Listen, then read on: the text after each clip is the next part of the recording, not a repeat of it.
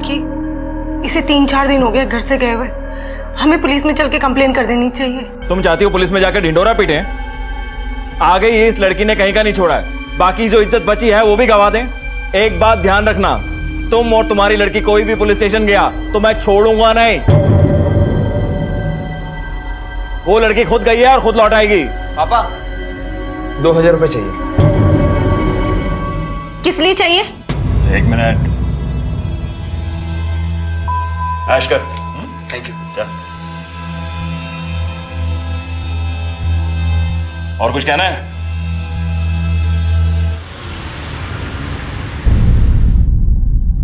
अरे सुनो, 3 दिन से रश्मि से बात नहीं हुई है, जरा फोन लगा दो। फ्री के पैसे नहीं है मेरे पास जो उसको फोन लगाती घूमूं। अरे उसे खुद से फोन करना चाहिए हमें। हाँ, तुम्हारे पास क्यों पैसे होंगे उसके लिए? तुम्हारे तो अपने खर्चे पूरे नहीं होते।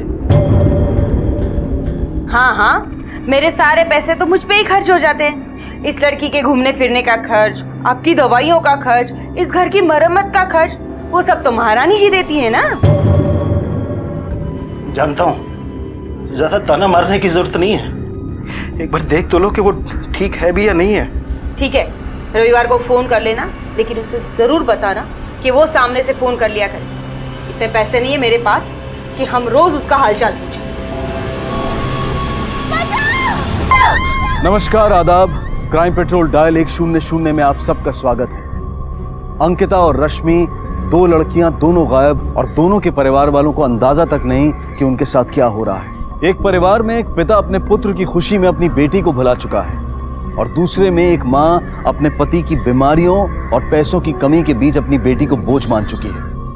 दोनों ने अभी तक पुलिस के पास जाने के बारे में सोचा तक नहीं है। क्या इन लड़कियों का इस तरह से अचानक गायब हो जाना क्या किसी तरह से एक दूसरे से जुड़ा हुआ है?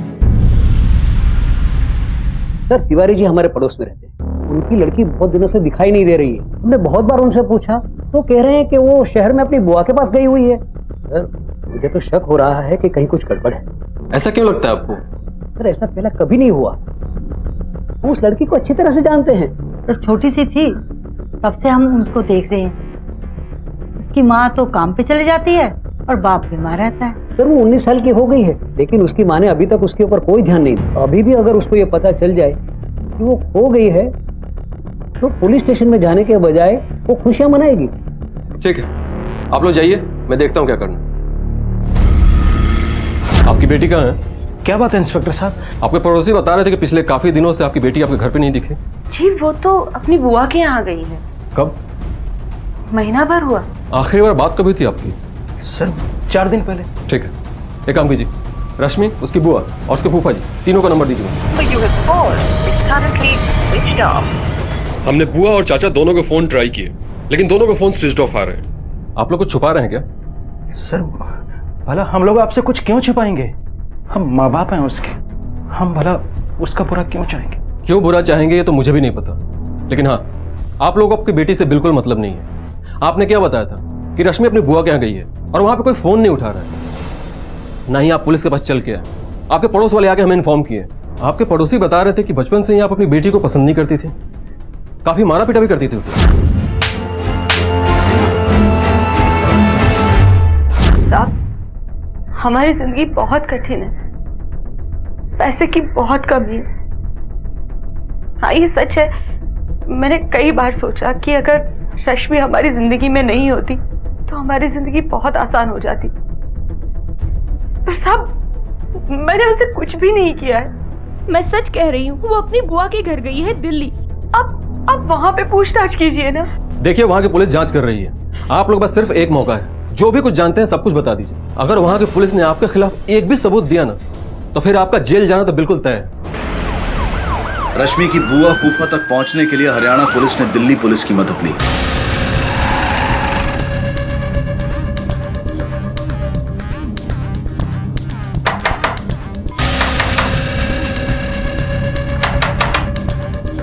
नीलेश, लगता है घर में कोई नहीं है, पड़ोसियों को बुलाओ। Okay sir.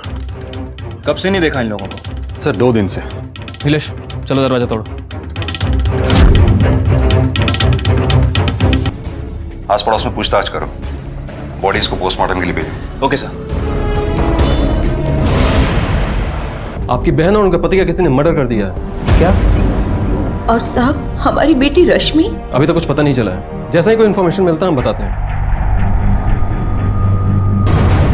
घर में और कौन कौन रहता है? ये दोनों ही थे साहब। इनका एक बेटा है अविनाश और एक बेटी है अंकिता। बेटा ज्यादातर हॉस्टल में ही रहता है, बेटी साथ में ही रहती थी। ये ज्यादातर गायब रहती है और हफ्ते भर से इसको मैंने देखा भी नहीं। नीलेश,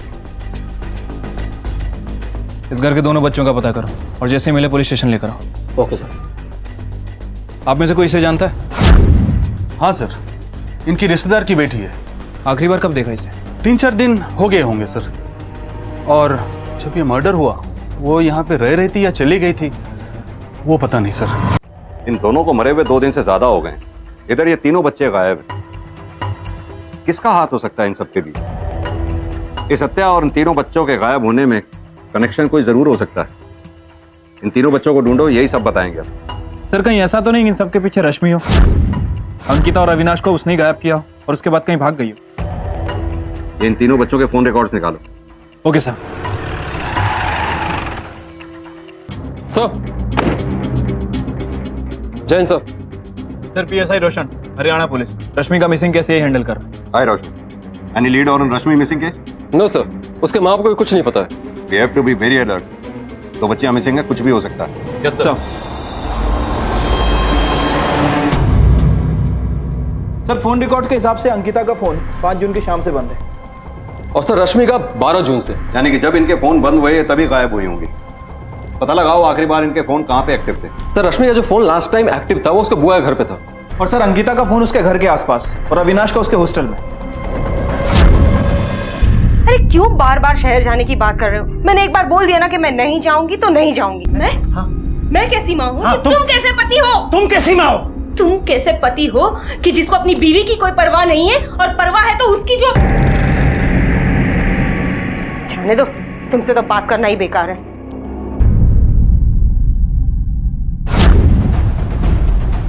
नीलेश उठाओ इसे।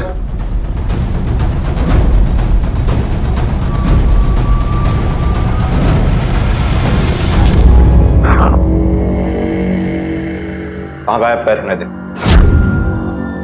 मैं हॉस्टल में था सर। झूठ बोलता है। तेरे सच बोल रहा है। फोन रिकॉर्ड्स के हिसाब से उस दिन ये कॉलेज में ही था और जिस दिन अंकिता और रश्मि के फोन बंद हुए उस दिन ये हॉस्टल में था। मॉर्ग में लेके चलो। तुम्हें कब पता चला कि रश्मि तुम्हारी बहन है? सर 1 साल पहले मम्मी पापा का बहुत झगड़ा हुआ था। तुम्हारा भाई जब लड़की को लेकर गया तो उसने कहा था उसका ध्यान रखेगा, आसपास फटकने नहीं देगा। लेकिन अब क्या हो गया? वो लड़की सारी छुट्टियां हमारे घर में आकर बिताती है, हैं? और तुम्हें और तुम्हारे भाई को कोई शर्म नहीं आती है? मेरा भाई बीमार है, समझ में आई? और वैसे भी वो तुम्हारी भी बेटी है। अगर थोड़े दिन छुट्टियां बिताने यहाँ पर आ भी गई तो तुम्हें प्रॉब्लम क्या है? प्रॉब्लम है। उस लड़की को देखकर मुझे तुम्हारे धोखे की याद आती है, समझे तुम? मैंने कोई धोखा नहीं दिया तुम्हें।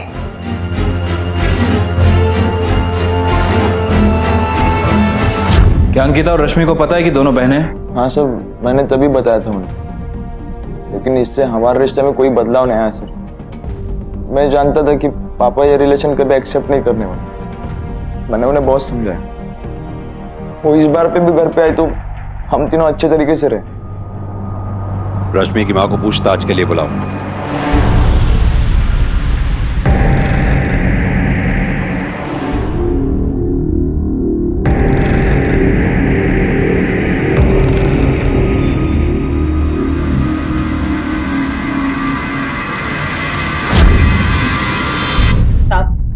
रश्मि अपने जन्म से ही काली थी, इसीलिए उसके पिता ने उसे अपनाने से इनकार कर दिया। वो तो उसे मार देना चाहते थे, पर मेरे पति ने ऐसा नहीं होने दिया। ये लड़की मेरी हो ही नहीं सकती। मेरा रंग देखा है, अपना रंग देखा है, इतनी काली लड़की हमारी हो सकती है? तुम सही से बता दो, वरना तुम्हें भी छोड़ूंगा और इसे भी नहीं छोड़ूंगा। ये हमारी बेटी है, मेरा यकीन। बस, पड़ोसी के साथ अफेयर चल रहा है ना तेरा? बता मुझे, चल रहा है ना अफेयर? जीजा जी हाथ हटाइए। ये क्या कर रहे हैं आप? मेरी बहन ऐसी बिल्कुल नहीं है। देखिए, मुझे कोई बकवास नहीं सुननी है। बस मैं इतना जानता हूँ कि मेरी बेटी नहीं हो सकती है, समझे आप? मुझे इससे छुटकारा चाहिए, बस। ठीक है, लाओ मुझे दो। ये मेरे घर की लक्ष्मी बनेगी, मैं इसका लालन पालन करूंगा। जीजा जी, हो सकता है कि ईश्वर ने शायद इसीलिए मुझे कोई औलाद ना दी हो। और वो रश्मि को अपने साथ हमारे यहाँ ले आए। पर साहब, उसके बाद मेरे पति बीमार हो गए। घर की सारी जिम्मेदारी मुझ पे आ गई।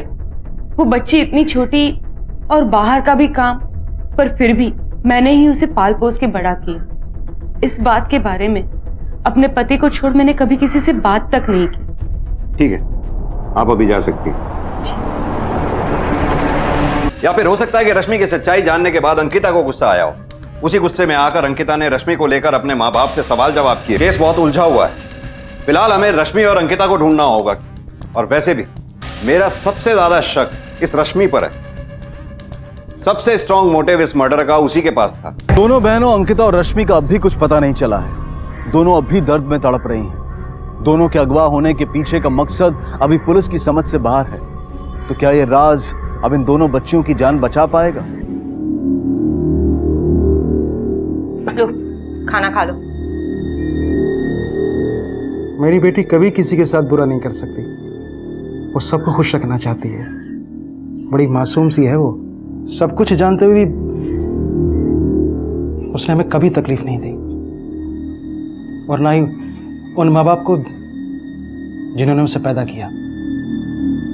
और पुलिस वाले कहते हैं कि उसने कत्ल किया, और तुम भी वापस आ गई। मैं वहां रह के क्या करती? तुम्हारी रश्मि की वकील थोड़ी हूँ।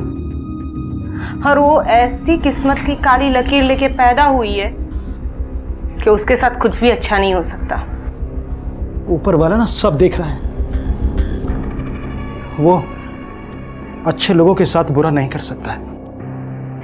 फिर तो तुम और तुम्हारी बहन बहुत बुरे लोग होंगे, है ना? अगर ये काम रश्मि का है तो वो अकेले इस काम को अंजाम नहीं दे सकती। अंकिता को मारना, उधर घर पे माँ बाप को मारना, जरूर कोई दूसरा है जिसने उसका साथ दिया होगा। लेकिन सर ऐसा कौन हो सकता? कि रश्मि के फोन रिकॉर्ड्स दोबारा से चेक करो। पिछले दिनों उसने किस किस से बात की है सबसे पूछताछ करो। हो सकता है उन्हीं में से कोई एक ऐसा हो जिस पर रश्मि को पूरा भरोसा हो, उसी ने रश्मि का साथ दिया हो। Okay sir. सर, रश्मि के कॉल रिकॉर्ड से एक ऐसा नंबर पता चला है जो रश्मि के मर्डर के एक दिन पहले लगातार उससे कांटेक्ट में था। किसका नंबर है? सर, किसी राजीव का नंबर है। मैंने उसकी डिटेल्स भी निकलवाई। ये राजीव कौन? रोशन नो, गांव में रश्मि के माँ बाप से फोन करके राजीव के बारे में पता करो। सर। और नीरज सर, इस अविनाश को फोन करके जरा राजीव के बारे में जानकारी हासिल करो। Okay sir.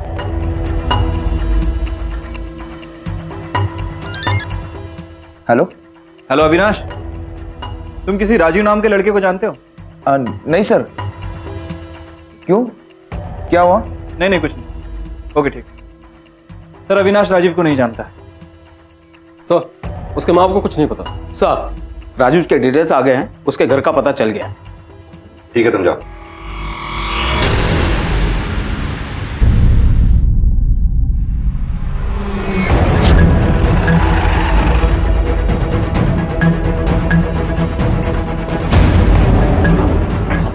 तुम्हें हमारे साथ पुलिस स्टेशन चलना होगा। पर हुआ कैसा? रश्मि कहाँ है? सर, मुझे नहीं मालूम। तो फिर जिस दिन रश्मि गायब हुई उसे फोन पर क्या बातें करते थे तुम? सर, मैं और रश्मि एक दूसरे से प्यार करते हैं। जब वो पिछले साल आई तब मैं उसे मिला और हम दोस्त बन गए।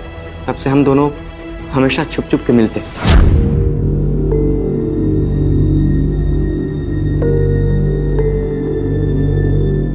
वो काफी उदास रहती, लेकिन कभी अपनी उदासी कभी अपने चेहरे पे नहीं दिखने देती। हमेशा मुस्कुराती सर। ज्यादा उसके दोस्त भी नहीं थे सर, सिर्फ उसका रूप देखते थे। उसे काली कहकर चिढ़ाते थे, लेकिन उसकी सादगी को कोई नहीं देखता था। अच्छा, प्यार करते थे। इतने दिन से वो गायब है, तुम्हें चिंता नहीं हुई उसकी? सर, चिंता हुई। मैंने उसे कॉल भी लगाया था, बट उसका फोन स्विच ऑफ आ रहा था। फिर मैं बुआ के घर चला गया, लेकिन वहां पे किसी ने दरवाजा नहीं खोला। तो फिर मैं अपने घर चला गया। लेकिन सर, मैं उसे दिन में एक बार कॉल करके देख लेता था। इतने दिन हो गए, तुमने उसकी कंप्लेंट क्यों नहीं की? सर, मुझे लगा रश्मि गांव गई होगी, इसीलिए नेटवर्क इश्यूज होंगे। और ऐसे भी सर, उसके गांव में उसकी माँ अक्सर उसका फोन रख लेती। और सर, अगर हर बात को लेकर इतना डरेंगे कि कहीं क्राइम ना हो जाए, तो फिर जिएंगे कैसे? ठीक है, तुम जा सकते हो, लेकिन हमसे पूछे बगैर शहर छोड़कर मत जाना।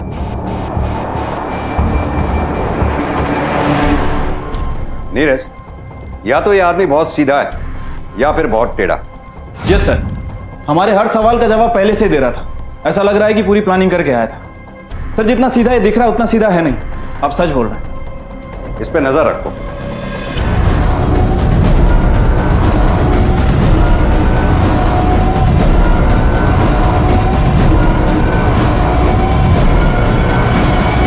सर मुझे लगता नहीं कि इस राजीव ने कुछ किया होगा। सीधा साधा लड़का है सर। यहाँ से निकलने के बाद वो सीधे घर गया था।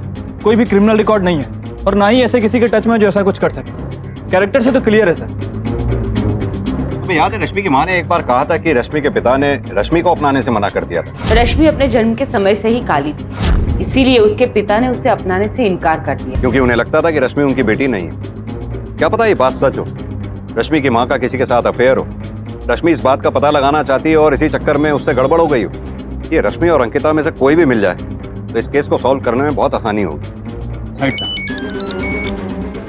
हेलो, क्या?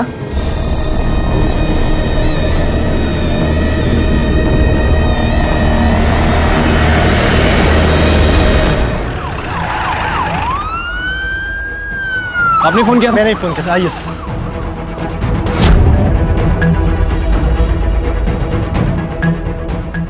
आज जब हम लोग यहाँ से निकल रहे थे तो हमने इसकी लाश देखी, इसलिए हमने आपको इन्फॉर्म किया। देखो कुछ मिलता है क्या? बॉडी को पोस्टमार्टम के लिए भेजो और अविनाश को बुला लो बॉडी की शिनाख्त करने के लिए। और रश्मि के माँ बाप को भी खबर करो। इस बोतल पर जरूर फिंगरप्रिंट होंगे, इसे भी लैब भेजो। रश्मि के मामा जिन्होंने उसकी जिंदगी में एक पिता की कमी को भरने की पूरी कोशिश की, लेकिन उनका दर्द, उनकी दुआएं और पुलिस दोनों रश्मि को बचाने में असफल रहे। अंकिता कहाँ पे? उसका भी पता नहीं चला।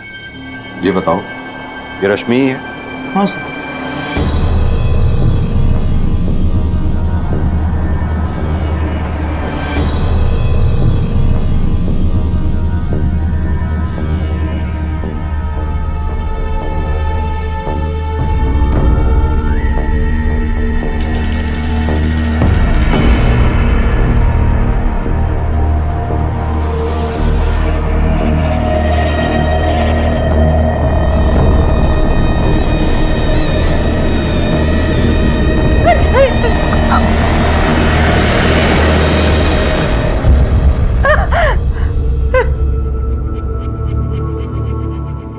हो गई तुम्हारे मन को तसल्ली?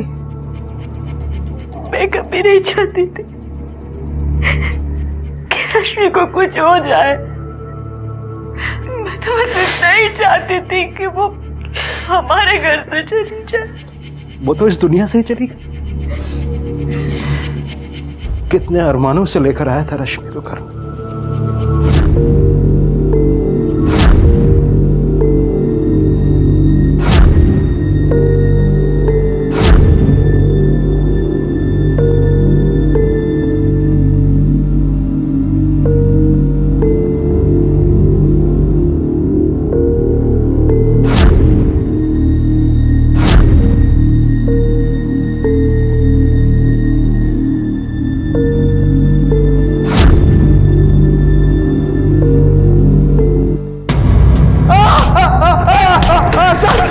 सर क्यों मारे मुझे? सर बताओ क्यों मारे? सर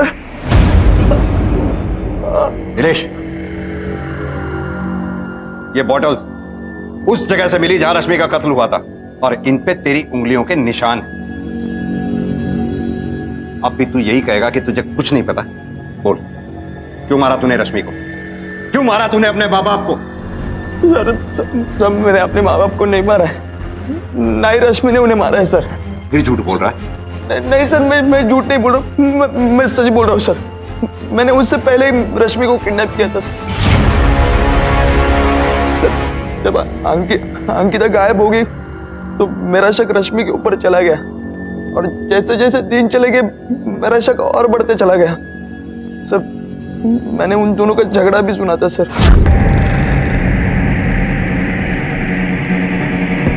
पहले मैं तैयार हो जाऊं, फिर सुंदर बनने की कोशिश में अपना टाइम वेस्ट करते रहना। तुम समझती क्या हो अपने आप को? तुम्हें क्या लगा तुम मुझे धक्का दोगी और मैं चुपचाप बैठी रहूंगी? हमारे घर में रह के, हमारा खाना खा के ऐसी बातें कर रही हो जैसे लग रहा है महारानी हो यहाँ की। जितना हक तुम्हारा है इस घर पे उतना मेरा भी है। मैं बेटी हूँ इस घर की। वो अलग बात है कि मैं चीख कर अपना हक मांगती नहीं, लेकिन मांग सकती हूँ। अगर तुम पैदा ही ना हुई होती तो आज जो लाड प्यार तुम्हारे हो रहे हैं उतना मेरा हो रहा होता। झगड़े के 2 दिन बाद अंकिता गायब हो गई सर, और जैसे जैसे दिन गुजरते गए वैसे वैसे शक मेरा बढ़ता गया, और अंकिता वापस नहीं आए तो मुझे पूरा यकीन हुआ कि ये सब रश्मि ने किया है। और एक दिन मैंने उसे फोन पे बात करते सुना। हाँ वही रखना, मैं बताती हूँ क्या करना है। सर इसीलिए मैंने उसे किडनैप किया। उसके बाद जंगल में जाके उसे पूछा, लेकिन उसने मुंह तक खोला नहीं सर। हो सकता है उसने अंकिता का किडनैप ही ना किया हो। ये नहीं मालूम मुझे। उसके बाद मम्मी पापा की मौत हो गई और आप ढूंढते ढूंढते हॉस्टल आ गए, और मैं कहीं फंस ना जाऊं इसीलिए मैंने उसे मार दिया। बस तो तू अब भी गया। भाई बहन के रिश्ते से अद्भुत शायद ही कोई रिश्ता हो। दोनों साथ में बड़े होते हैं, खेलते हैं, लड़ते हैं। जो बात अपने माँ बाप से नहीं कह सकते एक दूसरे से कहते हैं, एक दूसरे की रक्षा के लिए राखी बांधते हैं। एक भाई को अपनी बहन से और बहन को अपने भाई से ज्यादा शायद ही कोई जानता हो। अविनाश का एक बहन के लिए प्यार दूसरी बहन के लिए जानलेवा बन गया। रश्मि वो मासूम 16 साल की लड़की जिसे ना तो बाप का प्यार मिला और ना ही माँ का, और अंत में मिली तो भाई की नफरत। अंकिता के माँ बाप को क्या हुआ था ये पुलिस अब भी समझ नहीं पा रही थी, लेकिन एक बात जो समझ में आ रही थी वो ये कि इस परिवार के रिश्तों को नफरत खोखला बना चुकी थी। रश्मि का तो पता चल गया, लेकिन अंकिता का गायब होना अभी भी राज है, और अंकिता के माँ बाप की मौत की वजह भी नहीं हमें पता। सर ऐसा भी तो हो सकता है कि रश्मि का कोई असली बाप हो जो रश्मि से मिलने मिस्टर कौशिक के घर गया हो, फिर उन दोनों के बीच बहस हुई हो और अचानक ये सब शुरू हुआ। हो सकता है, काफी पॉसिबिलिटीज भी हैं, क्योंकि अविनाश के पिता को लगता था कि उसकी बीवी ने किसी पड़ोसी के साथ मिलकर उसे धोखा दिया। ये कौशिक के पड़ोस में रहने वाले सभी उस उम्र के आदमियों की लिस्ट निकालो। अंकिता, रश्मि, अविनाश, तीनों के फोन रिकॉर्ड्स में उन नामों को चेक करो। और हाँ, रोशन को बोलो तिवारी और उसकी बीवी से पूछताछ करे। Okay sir. आपकी बहन का किसके साथ अफेयर होने का शक था उसके पति को? वो जी हमें तो कुछ भी पता नहीं है। हकीकत में ऐसा कभी कुछ हुआ ही नहीं। आरती जीजी का किसी के साथ कोई अफेयर नहीं था। बस जीजा जी पागल थे, उन्हें एक काली लड़की नहीं चाहिए थी अपनी जिंदगी में। ये लड़की मेरी हो ही नहीं सकती। मेरा रंग देखा है, अपना रंग देखा है, इतनी काली लड़की हमारी हो सकती है? फिर भी कुछ याद कीजिए, उन्होंने कभी कुछ नाम बताया हो? कोई भी नाम? देखिए अभी भी एक 15 साल की बच्ची अंकिता गायब है। कुछ भी बताओ, बताइए हमें। नहीं, उन्होंने नाम तो नहीं लिया था किसी का, लेकिन हाँ उनके घर से 2-3 घर छोड़कर एक द्विवेदी जी रहते हैं। वो अक्सर मेरी बहन से बातचीत किया करते थे, जो कि जीजा जी को बिल्कुल पसंद नहीं था। हो सकता है कि उन्हीं पर शक।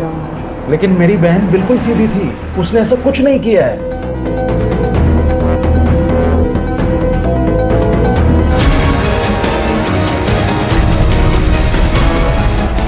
मिस्टर द्विवेदी जी, हमें आपसे रश्मि के सिलसिले में कुछ बात करनी। ठीक है, आइए। क्या ये बात सही है कि आप रश्मि के पिता हैं? सर पता नहीं ये कौन अफवाह फैला रहा है। मुझे उनके घर के बारे में ज़्यादा पता नहीं है और पता करना भी नहीं।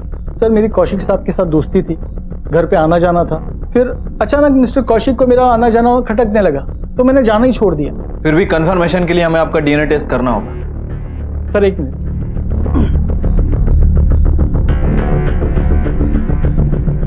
सर ये है डीएनए रिपोर्ट।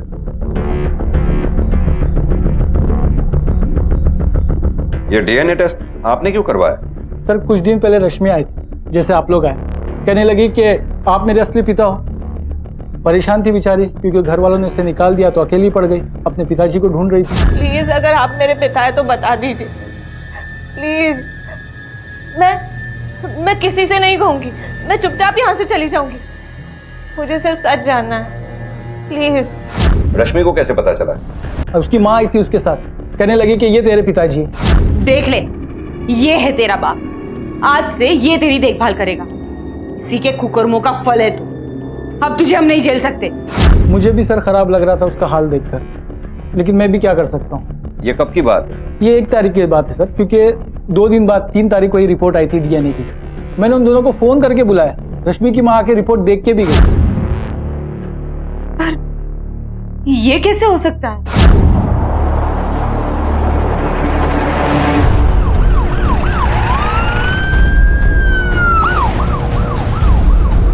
धीरज, ये द्विवेदी परिवार में कोई भी भरोसे के लायक नहीं। राइट सर, ये सविता को क्या जरूरत थी द्विवेदी के पास जाने की? एक काम करो, सविता को शहर बुलाओ पूछताछ करने के लिए, उसके कॉल रिकॉर्ड्स भी चेक करो और उसके पति की भी मेडिकल हिस्ट्री निकालो। देखो वो सच में बीमार है या बीमार होने का नाटक कर रहा है। Okay sir. अब बताओ, ये क्या नौटंकी चल रही है? क्या हुआ साहब? क्यों मारा जा रहा है मुझे? अपनी बेटी रश्मि का डीएनए टेस्ट करवाने के लिए उसे द्विवेदी के पास ले गई थी। हाँ साहब, मैं तो सिर्फ इतना चाहती थी कि द्विवेदी जी ये स्वीकार कर ले कि रश्मि उनकी बेटी है, उसकी पढ़ाई का और बाकी खर्च उठा ले तो हमारा घर भी सुकून से चलने लगे। और यही बात 13 जून को तुमने मिस्टर और मिसेस कौशिक से कही, और जब उन्होंने तुम्हारी बात नहीं मानी तुमने उन्हें भी मार दिया, क्यों? क्या साहब?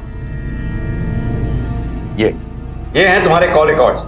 इसमें साफ साफ लिखा है कि 13 तारीख को जब मिसेस एंड मिस्टर कौशिक का मर्डर हुआ तुम उस वक्त उनके घर पर थी। नहीं साहब,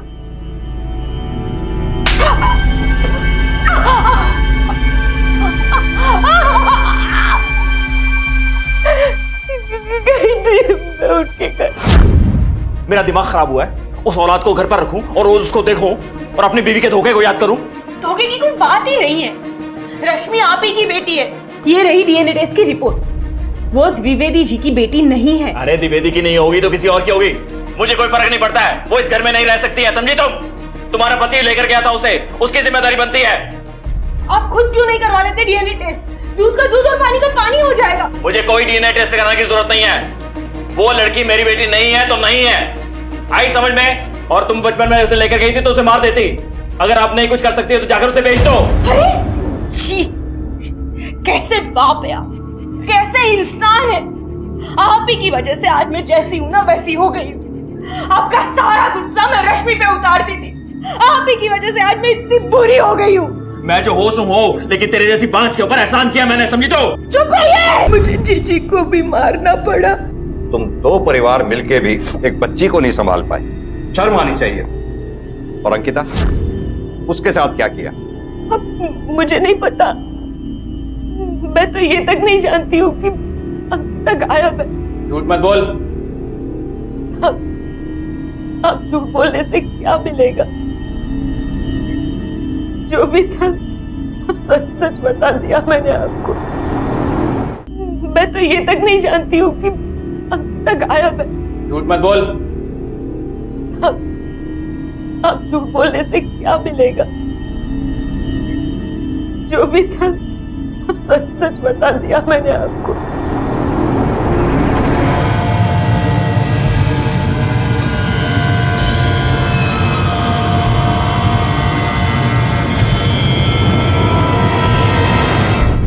रश्मि को तो हम नहीं बचा पाए। आई होप कि अंकिता जिंदा हो। ये भी घर से ही गायब हुई है। पता नहीं क्यों नीरज, मुझे लगता है कि इस कांड में किसी घर वाले का ही हाथ है। वो रश्मि के पिता की मेडिकल रिपोर्ट चेक की? यस सर, तिवारी की हिस्ट्री निकाली है, पिछले 15 सालों से बिस्तर पे है। और कोई जो उनके घर पे आता जाता हो? नहीं सर। घर पे आता जाता हो। ये 1 मिनट, रश्मि की कॉल रिकॉर्ड दो।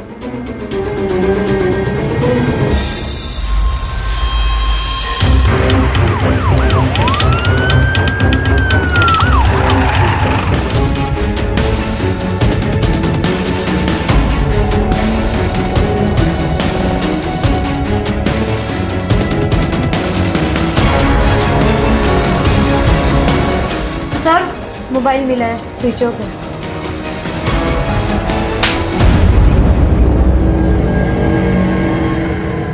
रश्मि का एड्रेस कहां से मिला, बता। सर मैं पहले भी चाहे करता था रश्मि को घर छोड़ने, अपने बाइक पर। एक लड़की जिसके खिलाफ उसका पूरा परिवार था इतनी बेवकूफ तो नहीं हो सकती कि तुझे अपने साथ अपने घर लेके जाए। सर वो जाती थी, बहुत ही बहादुर लड़की थी वो, उसे कोई फर्क भी नहीं पड़ता था यार। इतनी अच्छी तरह से तो वो खुद को नहीं जानती होगी जितनी अच्छी तरह से तू उसे जानता। सर उससे प्यार करता हूँ, तो ये प्यार उस वक्त कहां था? 3 तारीख से 15 दिन पहले तक तूने एक बार भी फोन नहीं किया। 3 तारीख को 6 बार फोन किया और 3 तारीख के बाद रोज दिन में 4 बार। ऐसा कैसा प्यार जागा था तेरा? 3 तारीख को अंकिता गायब हुई थी, ये सिर्फ कोइंसिडेंस तो नहीं हो सकता।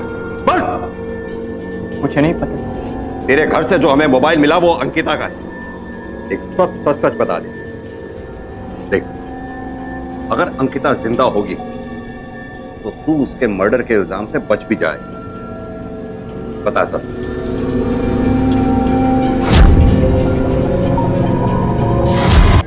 वो एक पार्क में बैठी हुई थी, काफी रो रही थी। मैं उसके पास जाके पूछा कि क्यों रो रही हो, तो पहले तो उसने कुछ नहीं बोला। फिर मैं उसके पास जाके बैठ गया। मुझे लगा शायद वो खुद को अकेला महसूस कर रही हो। क्या हुआ, क्यों रो रही हो?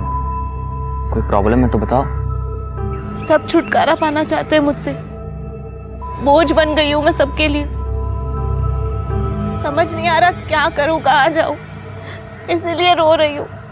और फिर मैंने उसे समझाया, तू अपनी बहन को कुछ दिनों के लिए गायब कर दे, फिर देख सब तुझे भाव देंगे।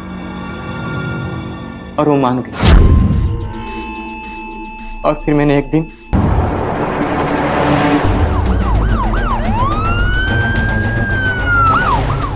नीलेश, इधर उधर देखो। Okay sir.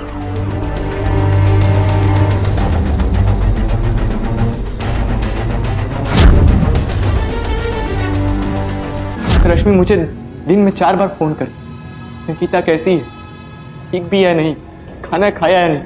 मैं भी उसे रोज देखता, बेबस लाचार, अपने हाथों से खाना खिलाकर मेरी नीयत खराब हो गई। और फिर मैंने उसका रेप कर दिया। फिर जब रश्मि गायब हो गई तो मुझे लगा मामला और बढ़ सकता है, इसलिए मैं घर चला गया और अंकिता को वहीं छोड़ दिया। मुझे तो ये भी नहीं पता सर, अंकिता जिंदा भी है कि मर गई। अंकिता जिंदा है, लेकिन तूने उसे मारने में कोई कसर नहीं छोड़ी।